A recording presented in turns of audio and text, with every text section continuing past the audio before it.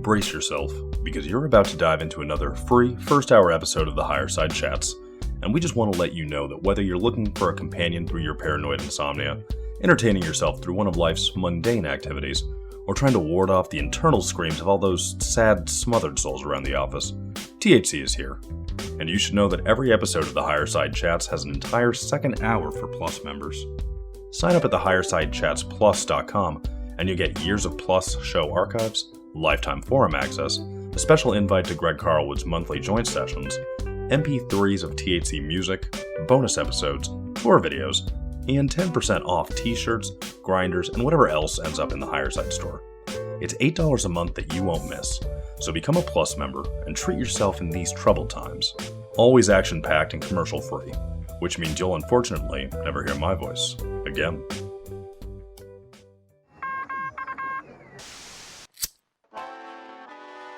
In the 1930s, President Franklin Delano Roosevelt addressed the nation through a series of radio broadcasts known as the Fireside Chats. His aim was to reassure the common man that our society would recover from its troubled times. Well, we're far from 1930, and I deal with a different kind of fire. For a new era of worldly frustration, we offer a fresh conversation. I'm Greg Carlwood, and these are the Higher Side Chats.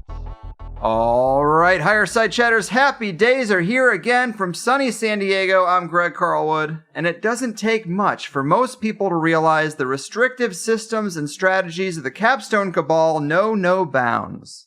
Taxes, schooling, fiat currency, the illusion of a democracy, the criminal injustice system, the bureaucracy, the red tape, and all the rest of it act as shackles around the collective people and work to contain and restrain them rather than empower them and unleash their infinite potential. Unfortunately, we've been born into a system that has had hundreds, maybe even thousands of years to refine its tools used against us and continue adding layers to the stack, with enough finesse that few people even recognize the true scope of its existence. Fortunately for us, today's returning guest, Ross Ben, is one man who does. If you remember our last conversation, Ben broke down the mystical dimensions and layers of Philadelphia, taught us about the dark depths of Ben Franklin and the Hellfire Club, and explained why the Mandela effect should really be called the Philadelphia Experiment Effect.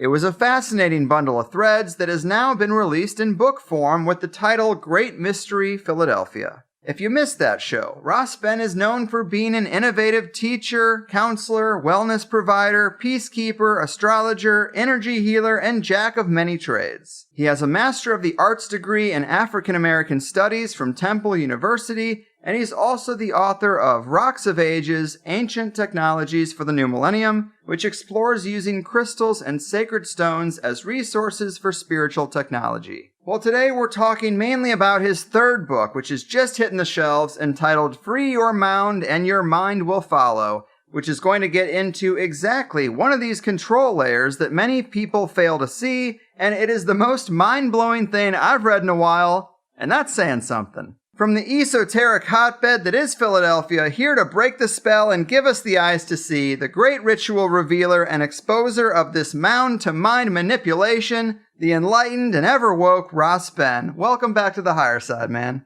Yes, I give thanks. And greetings, THC community. Much love. Oh, man. I am really excited about this one. Thanks for being here. The last show we did was really well received, and we had talked about how there is so much more in your repertoire to talk about. Before we could even catch up, though, you put out another book, and this material is just as impressive. Free Your Mound and Your Mind Will Follow. I like that a lot. The last time we talked, one of the major themes was that the elite, especially the Founding Fathers, had a lot of esoteric knowledge, and they used every tool in the occult playbook, and they still are, and you expressed it as their desire and practice of manipulating historic and prophetic timelines. Do you consider this mound magic to be part of that same plan? It is a part of it, and one of the reasons why it was able to manifest so quickly after the Great Mystery Philadelphia, to be totally honest with you, this was research and information that I had compiled initially before the book evolved into what is called The Great Mystery Philadelphia and focusing primarily on history and prophecy. Before that, the vision of the book that I started with was called Mystic Philadelphia, the astrology and geomancy of America's first metropolis, right? Because that's what even kind of started me into this research, was looking at the mounds of Philadelphia and what edifices were built atop of them and attempting to get meaning from that. Mm-hmm. But the way The Great Mystery Philadelphia as a book evolved, this information, it didn't make the cut. And for a while it was sitting on my computer idle. And what happened was I had an opportunity to travel to Virginia and pass through Richmond. And the people that I were with, took me on a tour of Richmond and let me really see the lay of that city. And the geomancy is so in your face in Richmond, I was kind of able to decode the city in like 15 minutes, man. It was pretty deep. But anyway, I came home and they were inspired to do this type of research, to do more. And I came home and I realized I could articulate and decode the city for them in a day or two, which may take them like a month or two to penetrate. Mm-hmm. So let me come home and do it. And that's what I did. And when I did, I realized, wow, you know what? If I take the general information that was in the Free Your Mound and Your Mind Will Follow presentation that I shared with the Free Your Mind conference, that was actually my very first presentation with them.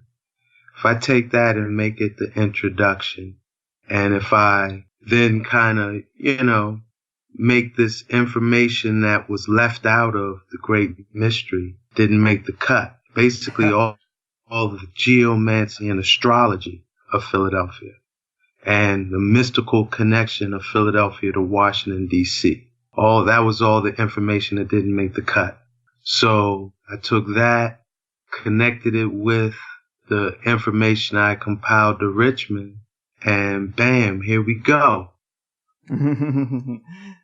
Yeah, man. It's nuts that this would end up on the cutting room floor, because one of the things that I think is so special about it is you kind of lay out a template for geomancy and what to look for to decode this stuff in major cities across the country. And some of my favorite shows have been deep dives with local researchers looking into the esoteric elements of their city. And this template just gives you a whole new toolbox in which to do that. Some of us see weird statues and alignments in our city and we just say, I wonder what that's about.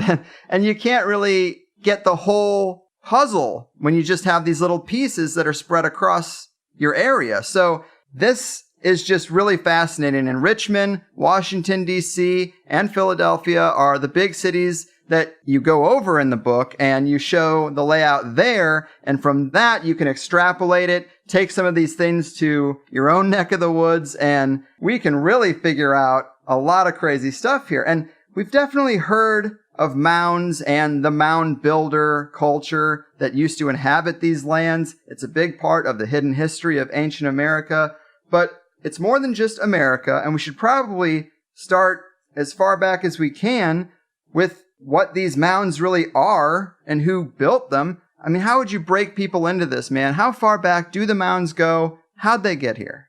Well, I will say mound building technology appears to be roots of it is antediluvian or pre-flood. So you're talking at least 13,000 years. Okay. And mound building is a global phenomenon as well. Okay. So to get into the fullness of that is I need more time and more in-depth research to be able to fully articulate this global antediluvian mound building timeline, Mm-hmm. like how that thing rolled out. So I do limit my focus on what we would call the mound for lack of a better word, lack of a better term, the mound builders and post-flood mound builders of North America. Okay? And historically, they're basically known as the Mississippi Mound Builders. They've gotten other names, like once these people moved into like the Ohio Valley and Tennessee Valley, you know, Shenandoah Valley, them got different names, but it's essentially the one, you know, these one people who I would say their ultimate root is Olmeca, that the mound building culture of North America post-flood, you could say the roots of most of those lineages is the Olmec, and that they moved up the Mississippi River. When I say up, I mean north. And once they reached about the 40th parallel, also the 38th parallel, at the 38th parallel, they seem to have built their largest mound in North America, which is known as Cahokia, and that's close to where St. Louis is today. Where I grew up.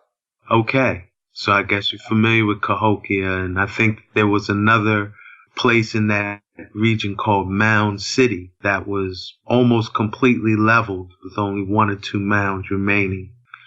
But also at the 40th parallel, they seem to have made an eastern trek into the Ohio Valley. And the Ohio Valley is full of different epochs of mound building cultures, you know? Each one spanning about 500 or 600 years roughly. And they also came to the eastern seaboard here in Philadelphia, find the mound builders in Maryland and Virginia. Their route there seems, if you ask me, it was from the 40th parallel here to what was called Shaxamoxon and then south. But there is the possibility that they came up through the Alabama and Tennessee regions as well. But that is the possibility. So, but the thing is that they tended to build their mounds on, for lack of a better word, what is known as ley lines. These are magnetically charged grids that run through the earth that are a result of Earth's magnetic field, which kind of, you know, creates our atmosphere. You know, the shield of the magnetic fields of the earth is what allows the biosphere, you know, the living sphere within the planet. And this magnetic field of the earth, because of the earth's rotation, its relationship with the magnetic fields of the sun, kind of imprints a magnetic grid onto the planet. And indigenous cultures tended to build pyramids and mounds on these magnetically charged grids. That's why when you find a lot of megalithic and monolithic structures around the globe, you can see there's like a geodetic connection. You know, they're in some angular relationship with one another. And the mound builders, they dealt with that same thing. Sure. Well, let me ask you a little bit more about what the mounds are. We look at a pyramid, and that's pretty clear to see that there's a lot of ingenuity that goes in there, but I think people are a little confused on the mounds. I mean, they look kind of just like hills or piles of dirt, but we're saying they're a lot more than that. In the book, you say mounds are an indigenous spiritual technology designed to amplify and augment magnetic life force spirit energy into the environment in which they lived. Mounds simultaneously connect with all three sources of magnetic spirit life force: ancestral, terrestrial, and celestial. So I have to ask, if these mounds are such a big deal, like what are they really? What would a person see if we excavated one? How can we make the case that they are more than just hills and they do represent pretty advanced spiritual technology? Well, Thomas Jefferson, in his notes on Virginia, actually excavated a mound, the Riviana mound, on his plantation at Monticello, which means little mound. And what he found was that there were approximately 1,000 corpses of indigenous ancestors buried within the mound, all aligned a certain way, all positioned kind of like in a certain way, mostly a fetal position. They were also adorned with certain metallic implements and jewelry and, blessings for the other side. Okay? So mounds of that nature are called sepulchral mounds or ancestral burial mounds. And these were designed to help the surrounding community and the prodigy of the ancestors buried within those mounds maintain communion, maintain community, give the ancestors the ability to connect with them, connect with the living on this side. And I go into detail onto the science of that. I don't know if it's, worth the time now, but, that was one feature of using the mounds as a part of a spiritual technology. They also usually aligned mounds with the magnetic poles and magnetic fields of the earth so that you could tune into the frequencies of nature, be like the birds that migrate, be like the flowers that know when it's time to bloom and, be informed. Nature informs itself through magnetic fields. And so that's, again, the biosphere is related to the magnetic sphere. And so mounds were also often aligned with some celestial constellation or star body or star system. Either they mirrored it in its shape and its form or proportion, like, a series of conical mounds in the shape of the little, that made like the Little Dipper in smaller scale or something like that. Mm-hmm. Or actually a mound of like a serpent that each point in the serpent representing a star to the indigenous. So the mounds would help them align with the magnetic imprint coming from the heavens as well. So it was a part of spiritual technology, an indigenous spiritual technology, connecting with what we say are the three key sources of natural magnetic information, that humans can tap: the earth, the heavens, and the ancestors. Right. So the major premise here of this book is that we had this pre-flood global mound matrix created by the ancients and then continued into post-flood indigenous cultures. And then the founding fathers, these nefarious Freemasons and Rosicrucians and other members of esoteric orders, set out to hijack this energy grid in the New World because they had already done this across Europe, right? Well said. Absolutely. That's exactly what went down. And we would call these folk, I just call them like how you have mound builders, right? They want to put that label on the indigenous. So I call them the mound gritters. And these are ones that know how to identify mounds, survey the land adjacent to them, determine the ley line network between the mounds, and then occupy the land with that being the energetic line of attack that they take, And so usually what will happen is the most significant mounds or the highest mounds of a region will be occupied by an edifice or a building that's real significant in mound gritter history. And maybe even their own blood has been shed on that mound. And their own ancestry buried on that mound.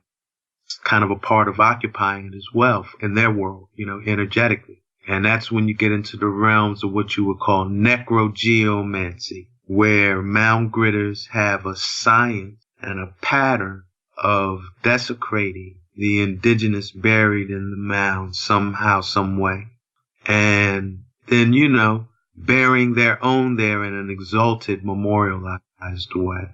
And or building an edifice atop of it. Right. And there's just so much data in the book that makes the case that these early founders did really care about this stuff.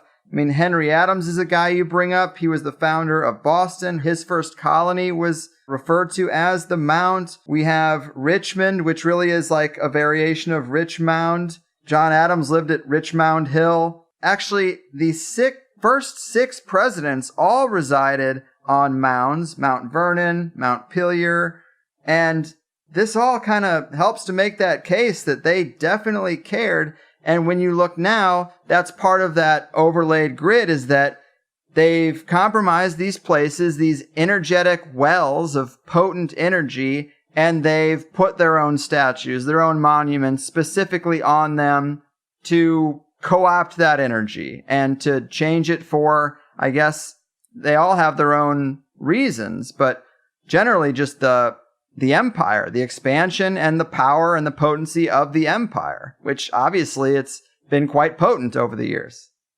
Yes. And when you say empire, to be specific, that's Rome. Mm-hmm. Yeah. A big intention embedded in a lot of the occupying of mounds, that you find is the resurrection of Rome. Mm-hmm. Mm-hmm.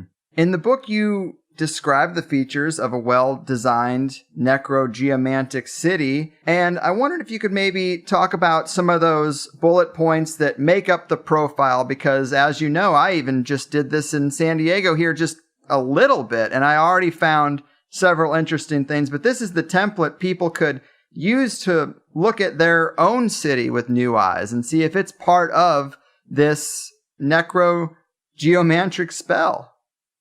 Yes.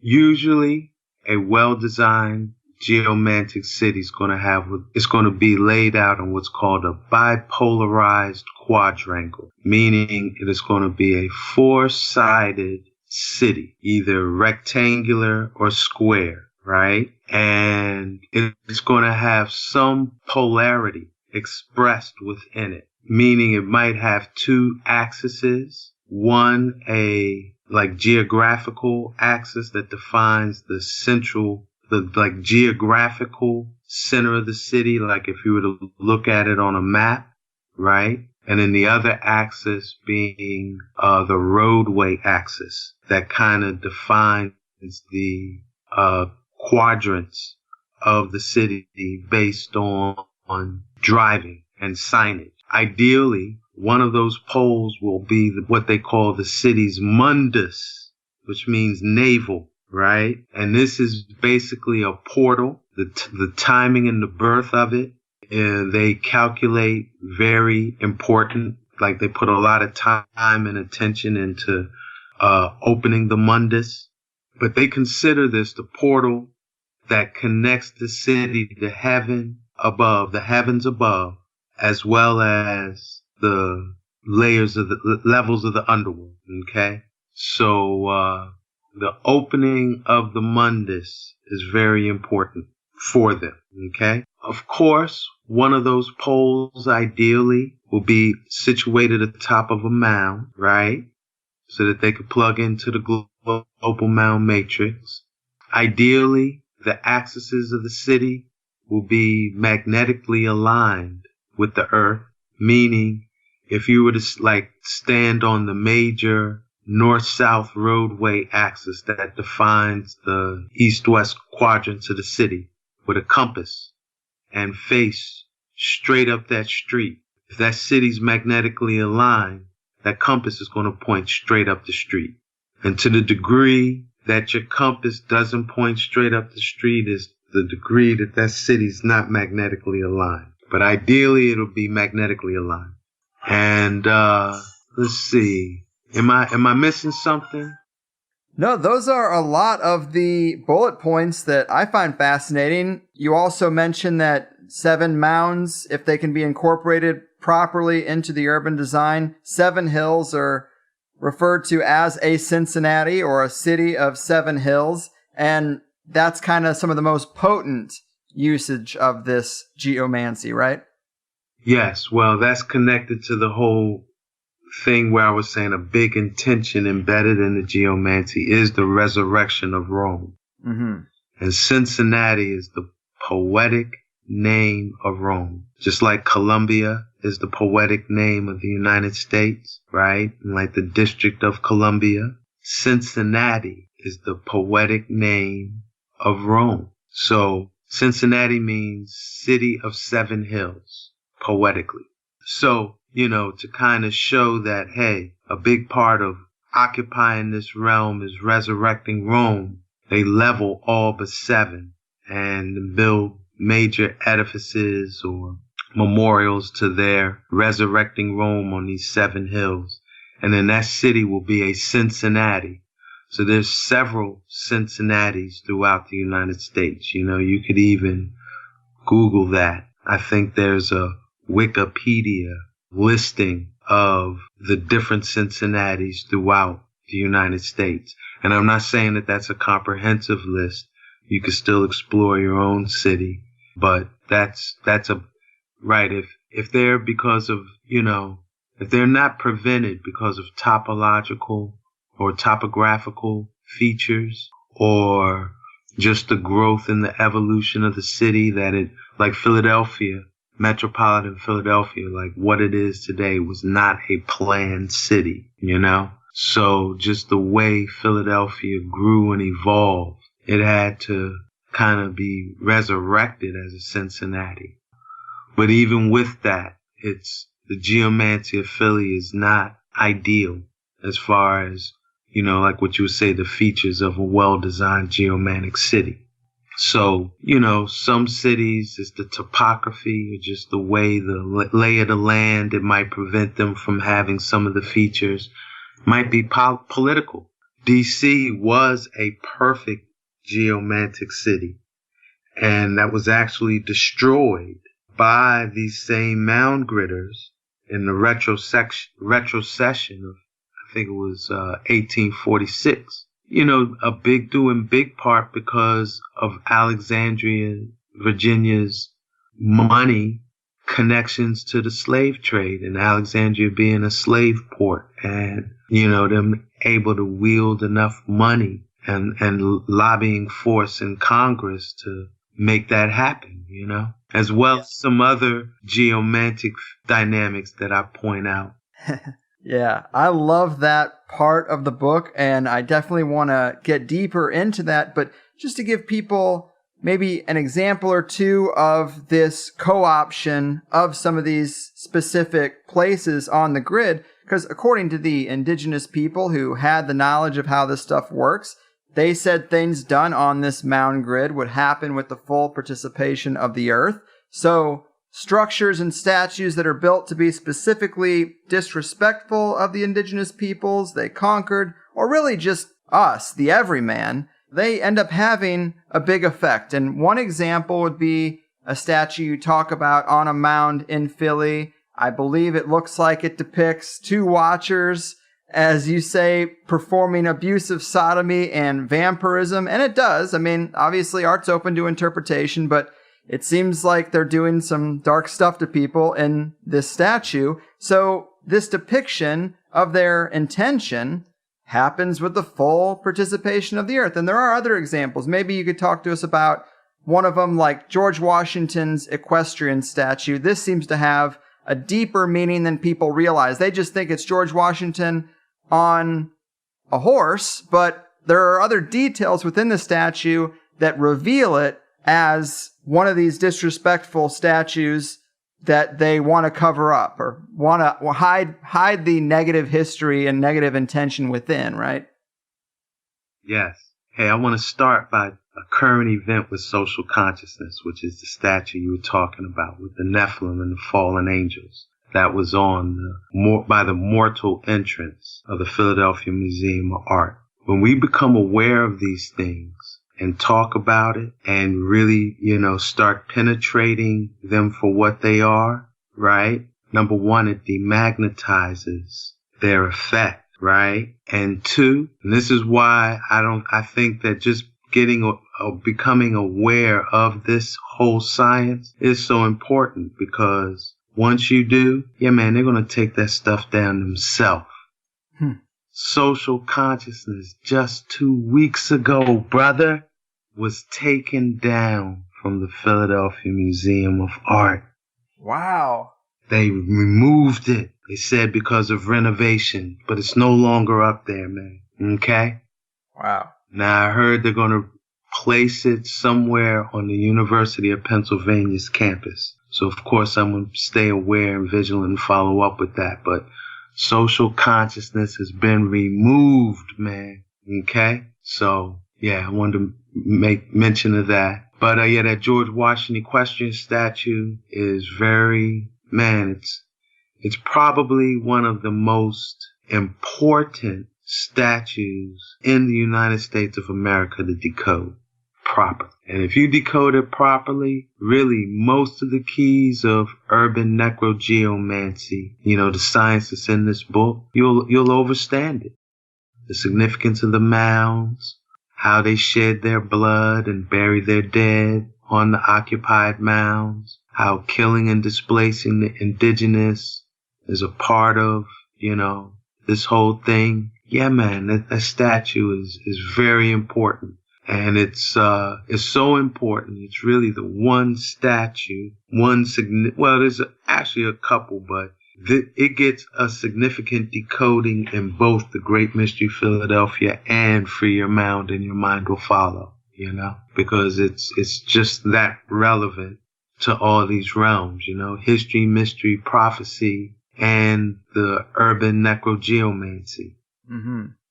And it's great news that other statue was taken down. And as you note, it's kind of a baked in mechanism to keep us from getting screwed too hard if we have the eyes to see, because everything you want to do on this grid has to be public. Yeah, you can kind of veil it and you can dumb the people down so they no longer understand this kind of mound magic. But if you do raise the conscious awareness to this activity, as you've been doing, as you say, it starts to be revealed, and they'll take it down because they don't want work like yours to be able to decode what they've done, because obviously now at this point in the timeline, they've had quite a few successes, and I mean, obviously they're still drawing from these wells, but it'd be better to just keep it a secret at this point and just go off what they've already milked. But I think that is an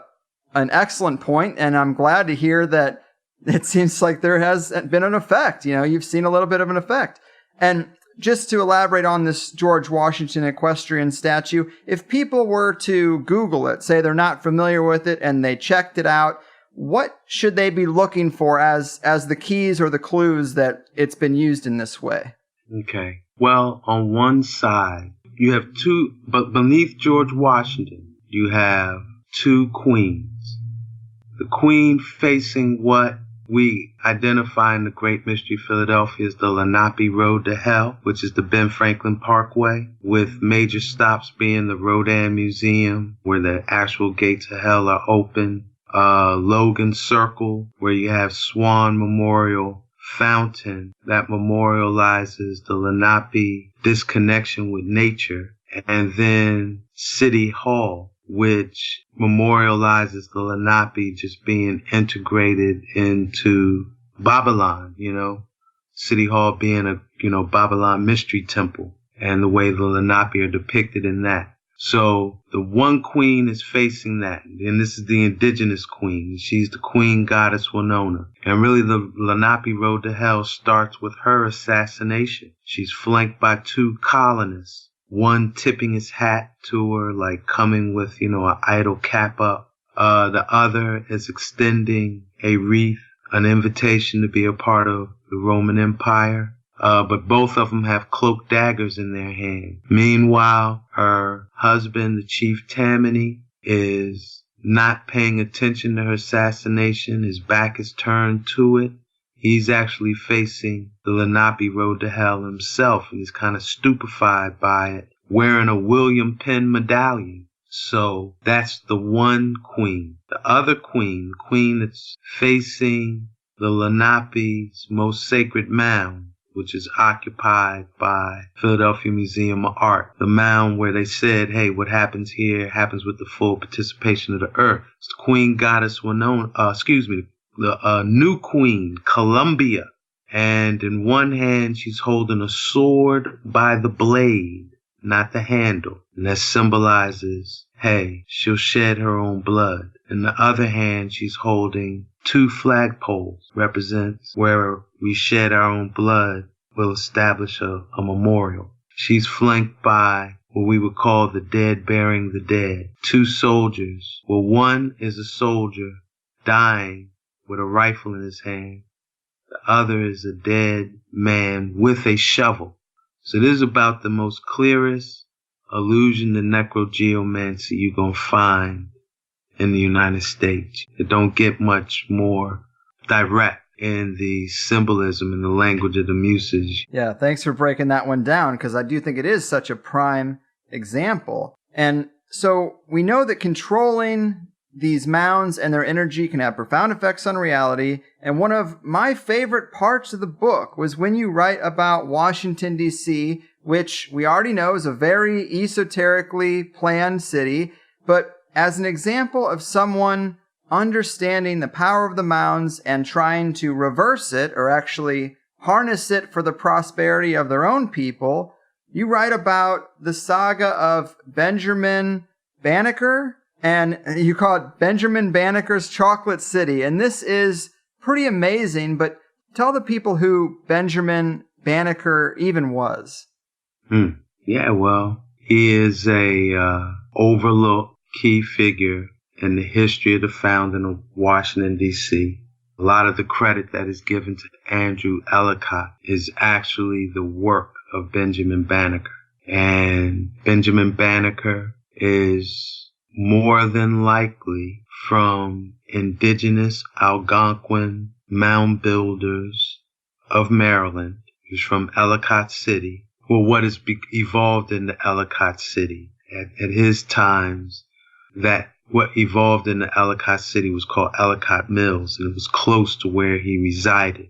And as an indigenous mound builder, mound building was another part of it, and a part connected with its alignment with celestial bodies was timekeeping, So mounds would be aligned with certain celestial bodies to help, when the sun shined at a certain angle on the mound, or if it hit a certain part, then they knew oh, this is the equinox. Oh, this is the solstice. The sun's reached its highest zenith coming north. And, we got to start planning for fall now. And Benjamin Banneker came from a family that kept all of that science, the Banneker family.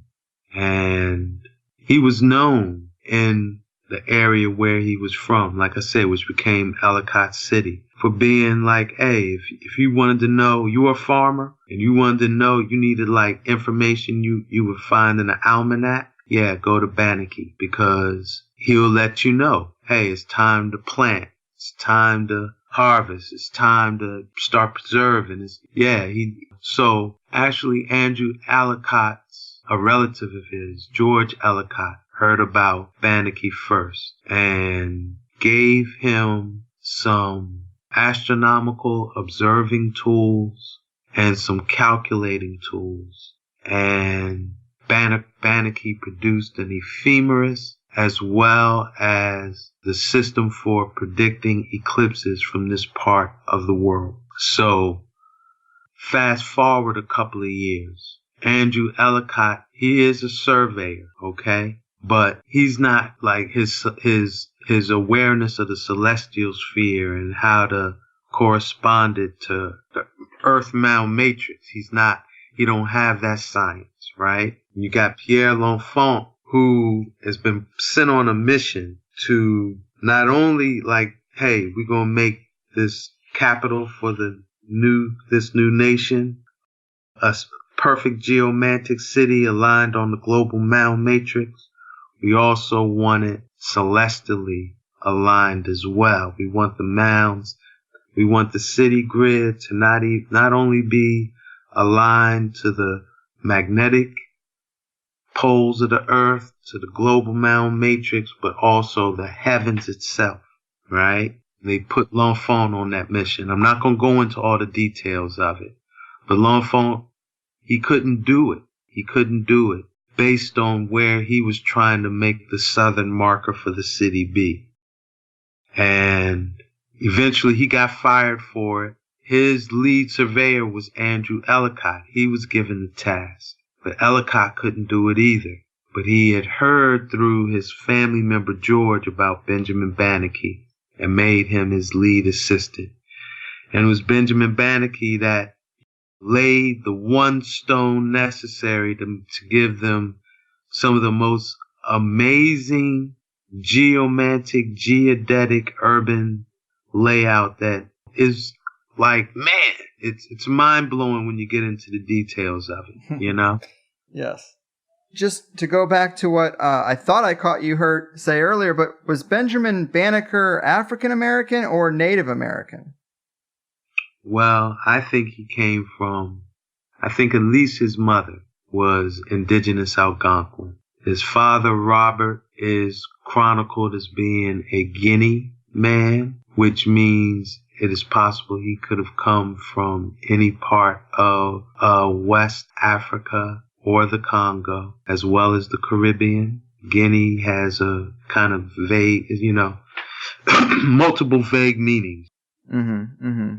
Because that's kind of important information for the context of what he did, but he seems like one of the good ones. And this happens once in a while where a good person is within these circles and they don't want to do all the negative stuff. So maybe they use some of these tools for the people, and then they're definitely scrubbed out of history and, they don't get the respect they deserve. And I had pulled just a few interesting facts about him off of Wikipedia, but I'm sure, some of the details of what they have are, if they're inaccurate, I'm not surprised, but it says that he was born to a free African-American woman and a former slave. Maybe it's a Native American woman and a former slave, but he had very little formal education, was largely self-taught, according to Wikipedia. But this is interesting. It says, although a fire on the day of Banneker's funeral destroyed many of his papers and belongings, one of his journals is available for public viewing. But how many times have we heard that? It's like a guy like Tesla or Wilhelm Reich. Yes. Destroying their documents and all their work. That's exactly right, man. Andrew Ellicott did that. I think ultimately so that he can claim credit for laying, like I said, this one stone, which is the actual Banneker stone that just, when the fullness of the geodetic and geomantic powers it unleashes in D.C., it's amazing. And that's the thing, and that's ultimately one of the things I get into where I think they got a little more than they bargained for, because Banneker was definitely an advocate for equal rights and justice for all. He received a lot of shade from Thomas Jefferson and these same ones who he was working with. They, showed him shade and didn't really honor, they used his works but didn't really honor his efforts. And I feel that he, with full awareness, was like, okay, I got you. And beyond giving them the geomantic expressions that they wanted in the city, opened up what we would call the North Portal of the Summit Hill, which is a very large hill, a very large mound that is like in the polarized opposite position of the original Banneker stone within the city. And yeah, that North Portal opened up geomantic scenario that turned Washington, D.C. into Chocolate City. Yeah. If you know anything about D.C.'s history, and see, even though I've lived in Philly for 25 years, I'm born and raised Washington, D.C. And I was really born in what you would call some of the pinnacle expressions of Chocolate City, what they would call the Barry years, Marion Barry, where he's one of the penultimate, sad to say, one of the penultimate expressions, the power, DC's Chocolate City, where, man, this man was caught on camera smoking crack with his mistress and was still reelected mayor. I don't even know if Trump could do that today, man. Straight up. But this was because once you if you were an indigenous person, man, and you just tapped into this vibe and this energy that was permeating the city, that at it, like again, around this time was, some said was close to 86% indigenous. Right. It was powerful. And there were a lot of songs written, a lot of music about DC at that time, kind of captured the spirit of that era. You know, Parliament Funkadelic wrote a whole album called Chocolate City, you know, and some might be familiar with that song, Doing It in the Park, Doing It After Dark. If you don't, you need to get up on it. I think it's Donald Byrd. But that was all about the vibes and the fullness of energy that one would feel up in Rock Creek Park and at that time. So Banneker opened up a portal. It took him close to 100 and something years to close up. And we do talk about the different things that they did to close it. And I mean, you would have to know that it's deep and for real, because again, when you talk about a perfect geomantic city, Washington, D.C., the District of Columbia was a perfect geomantic city. And for them to dismantle it, it can't be no idle reason. Mm-hmm. But I do give thanks for, I tell you, I have done a number of interviews over the years. And, you know, after interviews released, you do get a feedback from different communities. I have to say, my connection with the Higher Side chat community, the THC family, was very uplifting, man. You got a high frequency community, and I feel like if there's anyone I could talk about the great mystery to, and them just receive it and know the relevance and meaning of it, like right here, right now, not 10, 20 years down the line, it's your community, man. So thank you for bringing me on this platform, you know? Oh, wow, man. Thank you. I definitely appreciate that. I think you were one of the highlights of last year's lineup of guests, for sure. Definitely one of the best. And I always have a great time talking with you. But let's bring it back to this most recent book and close it out with that positive message of how to free the mounds, as you say, because free the mounds and the mind will follow. And in the book, you cover Philadelphia, Richmond, and Washington, D.C., but how widespread are these necrogeomantic cities across America? Do you think most of the major cities, the top city or two in each state, would qualify? I think most cities are founded by mound gritters, definitely. And definitely want to study the high places in your region, their history, indigenous and colonial. We want to study burial places in your region, study the layout of the land, determine its alignment with the magnetic poles. Google Earth, hey man, we're in the time of Google Earth, I gotta be honest, use it, you know, get that aerial view, plot major points in your region and see what pattern evolves. It's exciting, amazing, fun research. And once you get a pretty good idea of how they got the geomantic grid on lock, you should also have a pretty good vision on how you can circumvent it, in ways you can still magnetize and reconnect with the cosmos, the earth, and your ancestors in spite of it. And again, if you are beyond just decoding it yourself, make others aware, you're going to demagnetize a lot of those edifices, and they'll probably dismantle them themselves, man. I witnessed that 2 weeks ago. When I couldn't believe it. When I saw social consciousness coming down, man, that's significant. Yes, it absolutely is. Yeah, but then we can also follow Benjamin Banneker's guide, his lead, where he studied the lay of the land, the global mound matrix, the local mound matrix, and was like, hey, if I lay a stone here with a certain intention, it's going to manifest some magic. Mm-hmm. So we have that same power within us. It just starts with the intention. And so that is what we leave the book with, you know, Yes. planting the seed of intention to help reawaken the global Mound matrix. Mm-hmm.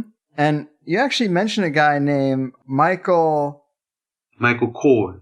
Michael Cord? Yes. I was curious. He's an attorney who serves in Philadelphia, who founded the ATAC, Avenging the Ancestors Coalition. And this is a great idea. I was just curious. I mean, you use him as an example, but how deep is his understanding of all this? Do the two of you speak about these matters at all? No, actually not. I just admire his works. He is what I would consider a prime example of reclamation works, where a lot of times a part of the desecration of the burial sites is that they're just buried over. A highway's made over them. They're made into a parking lot, Walgreens or whatever, you know? And so the Avenge the Ancestors Coalition, when there were construction, development projects in Philly going on that was going to bury over indigenous burial sites and indigenous history, yeah, he stepped up and was like, nah, it ain't going down like that. And had local successes, you know. There's another example in Richmond where the acronym of the group escapes me. I do have it documented in the book, but African burial ground was going to be made into a parking lot. And they were like, nah, and reclaimed the land, got park status applied to it, so they don't have to worry about it being developed in the future, and erected a obelisk, a tekken, in honor of the ancestors remembered and forgotten there. So we cite those as reclamation efforts. And there's others, you know, the African burial ground in New York, near Wall Street, in New York, Manhattan. Dr. Lorenzo Pace, an artist, Montclair State professor at Montclair State University, he designed a memorial to the African burial grounds that were about to be reburied over in Lower Manhattan. Mm-hmm. So we do cite those efforts because they're important. Absolutely. It's definitely powerful stuff.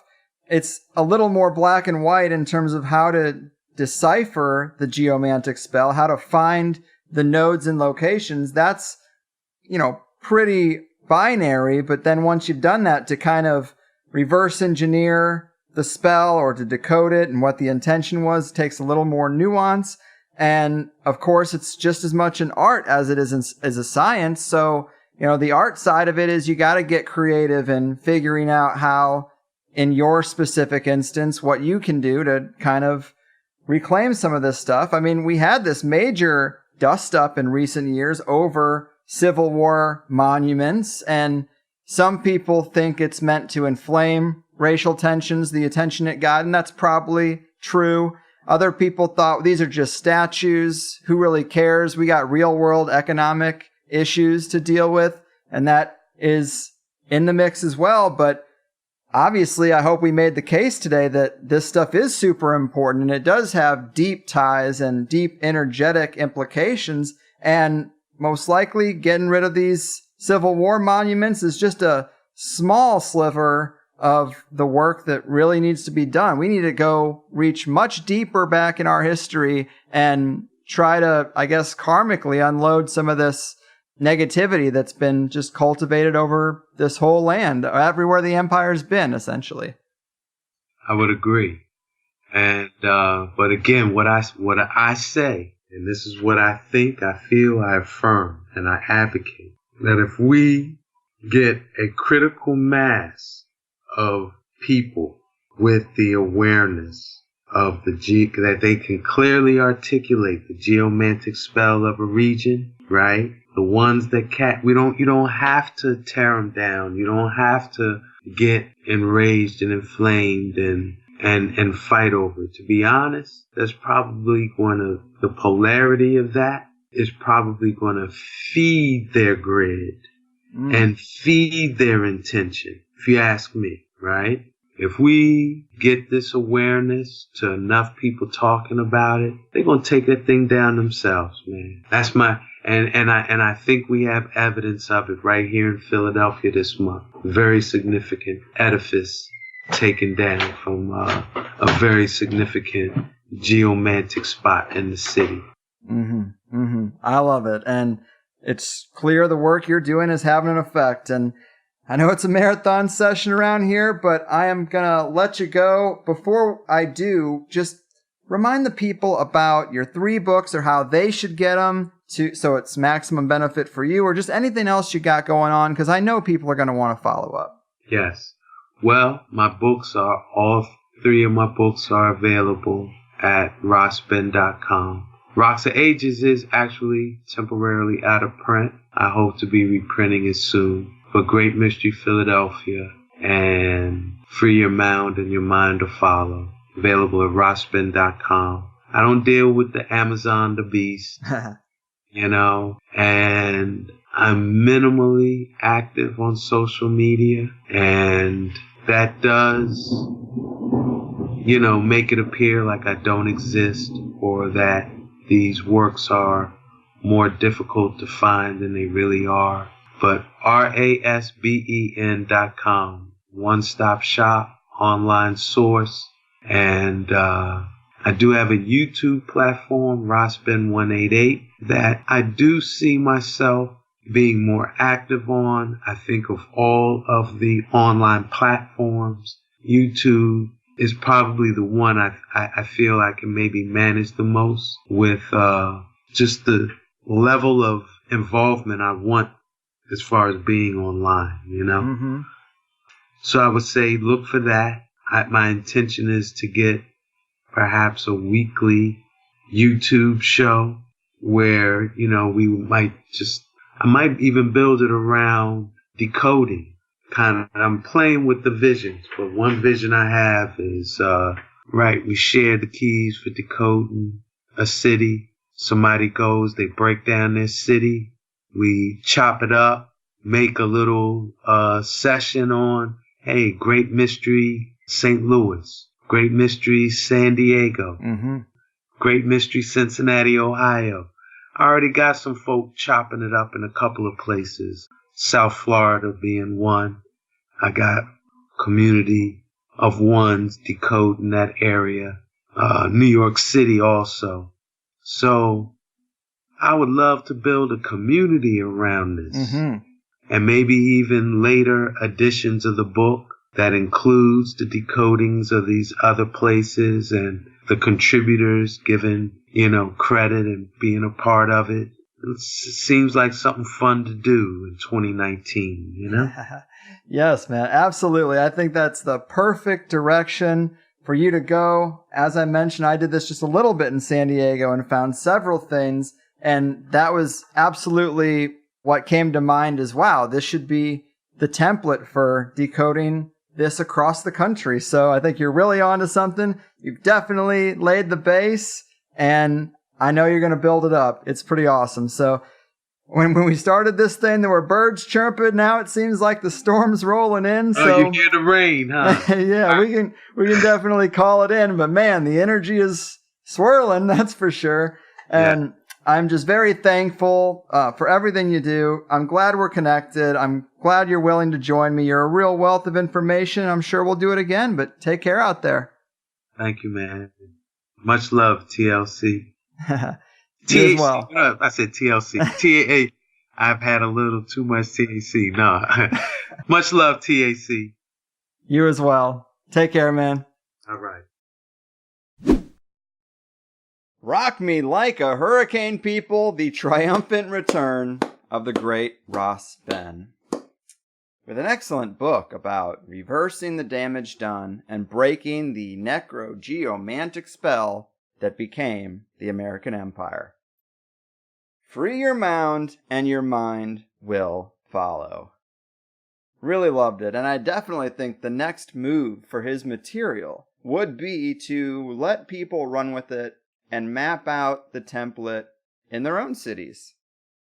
As I mentioned, I did it here in San Diego, And I was really surprised how quickly it came together with just the few local landmarks that I knew about and wanted to test the theory with. I'm also aware that the takeover of the local population where I am was particularly bloody and violent. So I guess I would expect to see some effort put into the energetic locking up of the area. I guess I should have asked Ben if the Spanish were just as clued in as the British, because we wouldn't be talking about the exact same people, but I wouldn't be surprised if they knew the same tricks. And I mean, the proof is in the template, and the points that I found really do stand out around this city. Kind of a sidetrack, but this show did get me looking into the local people here, the Kume'i people. I started doing some reading about them and their spiritual traditions, and it got pretty interesting. It turns out on a big mountain that everybody likes to hike out here, Mount Cowles, they actually carved into this rock a solstice marker. In fact, it might have even been like a little Stonehenge up on the top of the mountain, or at least a stone circle. But listen to this paragraph from the local paper about a current tradition to climb the mountain on the winter solstice. It says, according to local archaeologists and anthropologists, today's visitors at solstice time are repeating a ritual that dates back centuries. Prior to about 200 years ago, Kume'i Indians kept a vigil on Cowles Mountain during the shortest days of the year. They watched day after day as the rising portion of the sun drifted farther south along the horizon, apparently stopped its drift for a day or two, then finally drifted north. The precise day, or perhaps 2 days, marking the solstice could be determined by any observer watching successive sunrises from the same precise spot. That particular spot on Cowles Mountain once held a circular array of stones crossed by an arrow of rocks pointing to the winter solstice sunrise direction. Observers standing there, centuries ago and today, see the rising sun's upper rim briefly split into two halves by a distant boulder pile sticking up from a far-off ridge, before coming together as one brilliant ball of light. So that seems pretty cool. I mean, they really do just gloss over this circular array of stones crossed by an arrow of rocks pointing to the winter solstice sunrise direction. Seems like it should have been preserved as a piece of history, but, hikers gotta hike. It's really sad that that's the case. And here I am, taking trips to Armenia with Graham Hancock to look at petroglyphs, or going to walk around Avesbury outside of London with Gordon White, and I find out there's something like this 5 miles from my house before it was removed for some stupid reason. And funny enough, Mount Cowles here might be one of those points on the Ross Bend template, because clearly something indigenous was taken away, and next time I go there, I'm going to really think about that plaque that's there, because there is a stone that looked a lot like the Banneker stone with a big plaque on it. Clearly the indigenous use of the mount was usurped, but I don't know if there's anything specifically insulting or worth decoding on that plaque. But there are still some carved rocks up there that mark the solstice, and it just makes me think that this stuff is all around us. We don't need to dream about a trip to Peru, we need to dig into the local history of our own areas. And in doing that, trying to show respect to the people that were here, maybe. And this is a side note too, but immigration is such a topic of conversation in the national discourse, and that's because the system would rather have you looking down at poor people trying to have a better life than at the robots and AI that are actually going to replace jobs, or the military-industrial complex and the corporate loopholes where the money actually goes. But within all this border wall talk, I learned another thing about the Kume'i tribe that called this land home, and their tribal lands actually stretched from upper San Diego, northern San Diego, down to Tijuana, And when the U.S.-Mexico border was established, it went directly through their homelands. I read some articles about investigations into this and some quotes from people who were affected, and it's really sad to hear that families in some cases are still split, or it definitely altered their family forever. And decisions were made with no care or consideration as to how people here lived. And now we say, this is America and that's Mexico. And they're saying, well, that over there is the house that my great-grandfather built, and I was born here, so I can't go over there, is what you're saying? I need a stamp on a book? It's messed up. And sometimes I do have this cold, tough shit attitude when people tell me about, I don't know, problems with life or courts or work or whatever, because I just expect things to generally suck and be unfair in this system. So when you deal with the system, yeah, I'm not surprised you're frustrated and annoyed. But I think if you spent some time looking up the tribes that lived where you live now and what happened to them and what they were about, where they might still exist if they do, that stuff is a lot more heartbreaking. To not see the steamroll coming, to be minding your own business, you don't even speak the language, you are not equipped for this. You think it's just another Thursday, but it's the first day of a brutal genocide. So a bit of a San Diego tangent all around there, but I think it's relevant to the overall themes of the show, and I think you'll learn some interesting stuff if you dig into your own area. That's all I'm saying. And I know this episode came in just a little short. That happens sometimes. You spend a few minutes at the beginning of the call with the guest trying to make sure everything sounds good. And then at the end, I guess you can't hear it in the final product, but there was a lot of really loud rain. And I knew it would have been an editing problem for me, so I cut them loose just a few minutes early too, because I expected it to be a sound quality nightmare. And from what I'm hearing, it sounds just fine.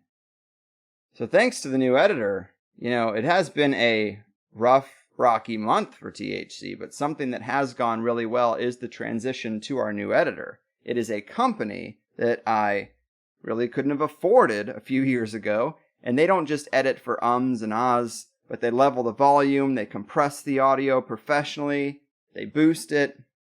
They do all the things that are over my head, over my wife's lovely head, and I think this month's shows have sounded really great. But this is another scenario where those free listeners can thank the plus listeners for being willing to support the show, because now their portion, their version, sounds a lot better.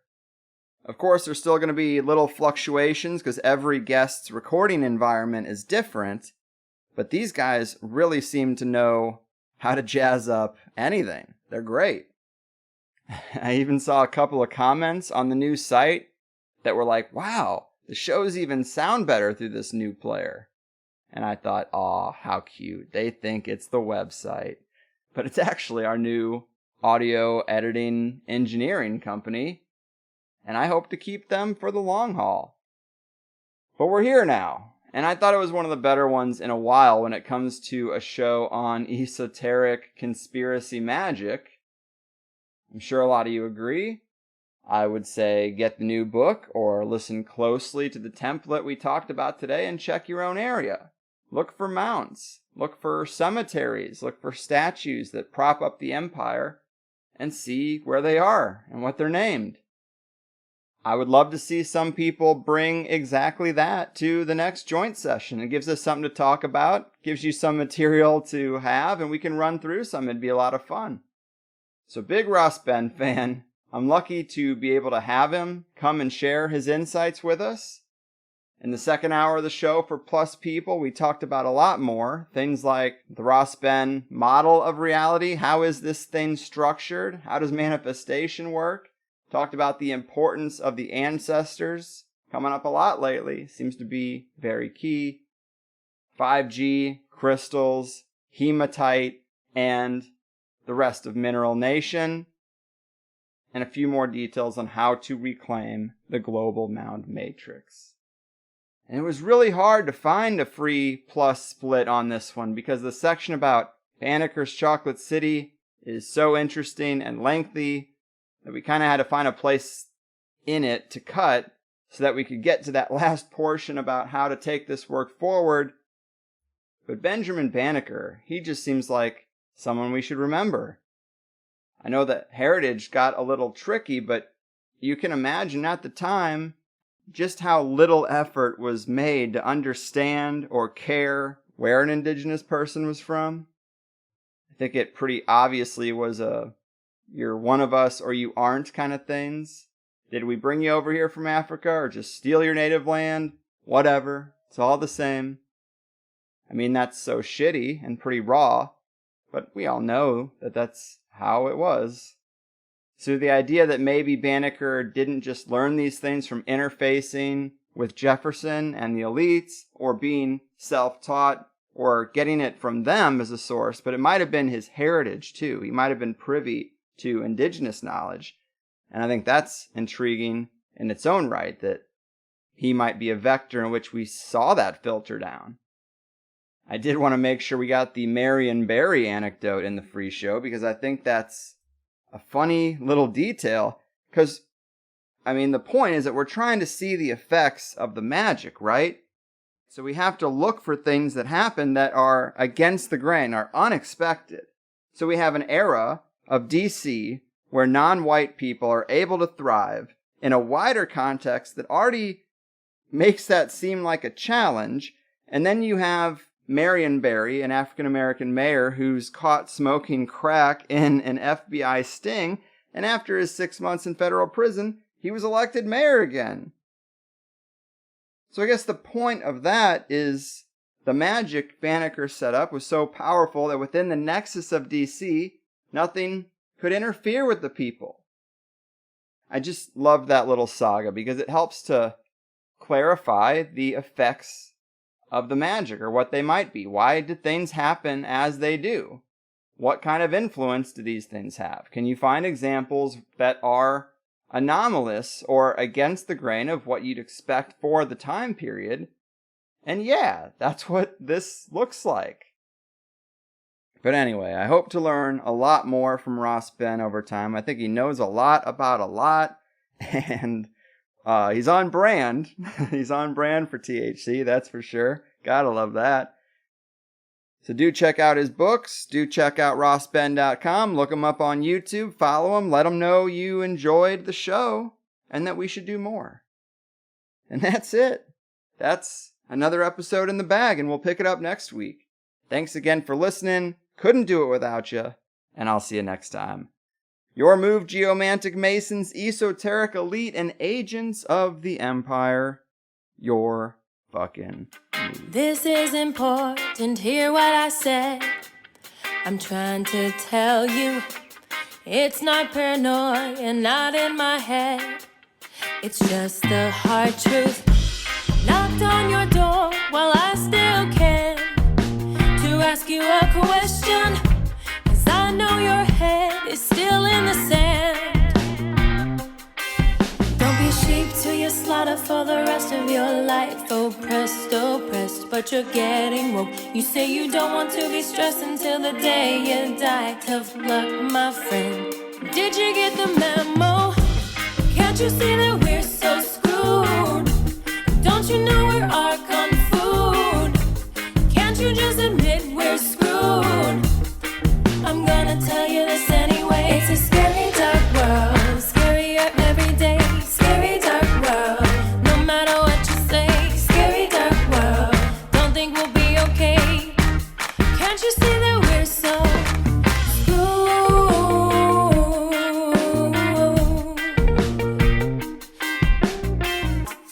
You sit and wish, but we don't have a choice.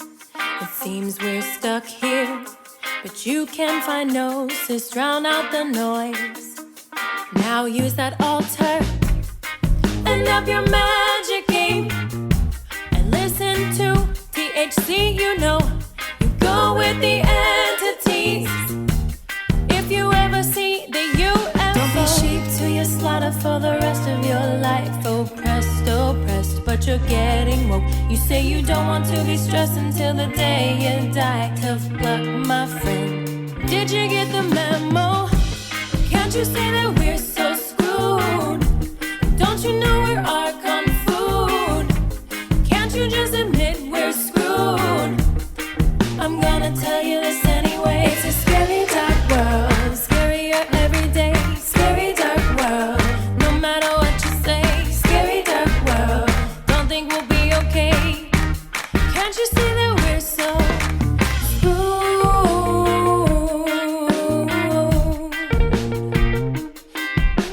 Screwed, yeah.